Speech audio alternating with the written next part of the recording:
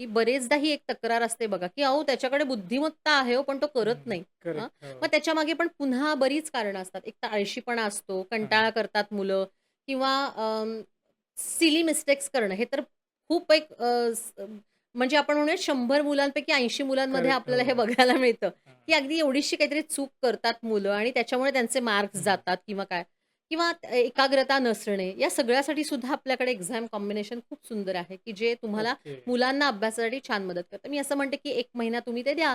परीक्षेच्या आधी 1 महिना घ्यायचा आणि परीक्षा होताना पण घ्यायचं.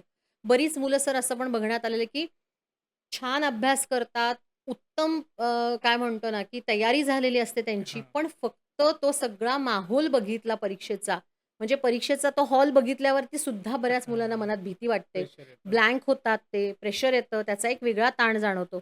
तर या सगळ्यामधून तुम्ही छान सुरळीतपणाने तुमची एक्झाम देण्यासाठी सुद्धा आधीपासूनच 15 दिवस तरी आपलं ओके. एक्झाम कॉम्बिनेशन घेतलं तर छान मदत होते मुलांना.